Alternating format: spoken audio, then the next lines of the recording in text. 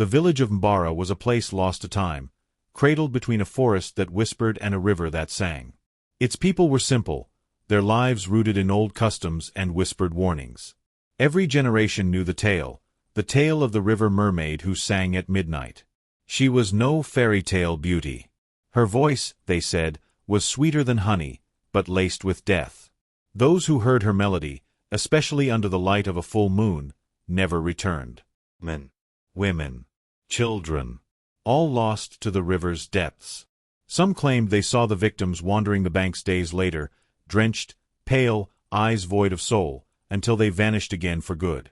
But like all old tales, it became something children feared, and adults laughed off until she returned. It was the first full moon of the rainy season when Adiz came home from university. A bright, independent soul, she never believed in village superstitions. Her parents were thrilled to have her back, though they worried about her late-night walks and skeptical tongue. The village had changed little. The same dusty roads. The same neighbors with wrinkled smiles and wary eyes. But there was something else too, something Adiz couldn't quite name. The air was heavy. Even the birds seemed quieter. That night, while unpacking, her younger cousin Ife came into her room. "Don't go near the river at night," Ife whispered, voice trembling. "Not this week. Not with the full moon." Adiz chuckled. "You sound like Mama. You really believe in that mermaid nonsense."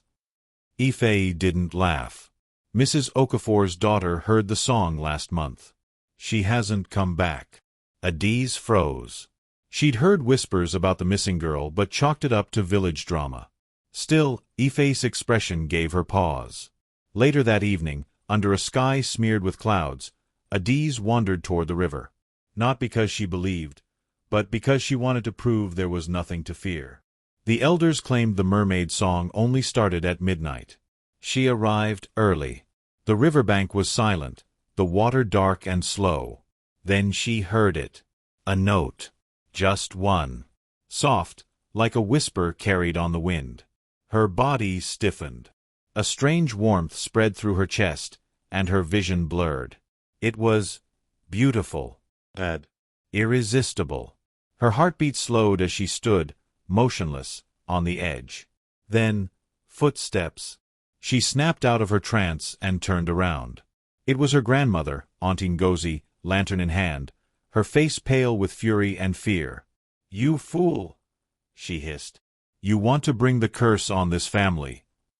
Get inside." Adiz followed her back home, confused and shaken. That night, the song came again. But not from the river. From her window. Adiz woke to the sound, the same haunting melody. She walked slowly to the window, drawn like a puppet. And there, under the moonlight, standing ankle-deep in the garden puddles, was a woman. Or what looked like one. Pale skin that shimmered like scales. Hair long and wet, tangled with vines. Her eyes were pitch black. And her lips, moving. Singing. Adiz couldn't move. Couldn't scream. The song gripped her soul.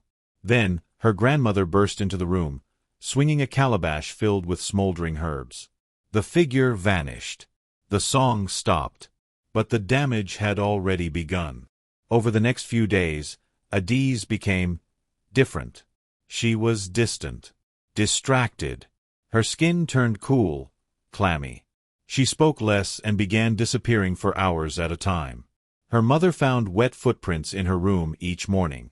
Her pillows smelled of river moss. On the 5th night, she vanished entirely. No screams. No broken windows. Just an open door, and a trail of water leading to the river. The village erupted in panic. The elders gathered. Rituals were held. Prayers shouted into the wind. A search party combed the riverbank. They found her shoe, her necklace, and then nothing. Adiz had vanished. But the story doesn't end there. The following morning, Ife heard the song. Not from the river, but from inside the house. The house was silent except for the soft hum of the fan overhead. Ife sat curled on the living room couch, hands wrapped tightly around a steaming mug of tea her mother had made. It had been 2 nights since Adiz vanished. The search parties had found nothing beyond a damp trail that led nowhere. No body. No footprints back. Just gone. But Ife couldn't sleep. Not after last night. The song had returned. And this time, it wasn't just in her dreams. She had woken around midnight. Her skin was clammy, heart pounding. The melody wasn't just in her ears, it was inside her head, coiling around her brain like ivy. It was soft at first, like lullabies her mother used to hum. Then it grew louder, clearer, and it was coming from inside the house. Ife had followed it like she was half asleep. But just as she reached the hallway that led to Adiz's old room, her mother grabbed her and pulled her back, slamming the door to the hallway shut. They sat awake the rest of the night, staring at that door, listening as the melody swirled around the edges like fog under a doorway. The next morning, they opened the hallway and found the walls soaked. Her grandmother, Ngozi, said nothing, but lit incense and began chanting in a language Ife didn't understand. But Ife knew something now, deep in her bones. Adiz wasn't dead. Not yet. That evening, Ife went to the oldest woman in the village, a blind herbalist named Mama Ijeoma. She lived in a hut by the forest edge and was known to deal in things the church wouldn't speak of. People whispered she once banished a river demon in her youth. "Please," Ife begged. "My cousin. She's still out there. I heard her." Mama Ijeoma sat still for a long time, listening. Then she said, "The river doesn't take those it wants to kill. It takes those it wants to keep." She leaned in close, her voice like wind rustling dry leaves. "The mermaid's song isn't music. It's memory.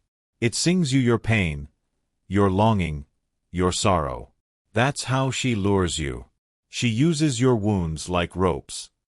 Ife swallowed. "Can I bring her back?" Mama Ijeoma was quiet again. "Only if you can find her soul before it sinks."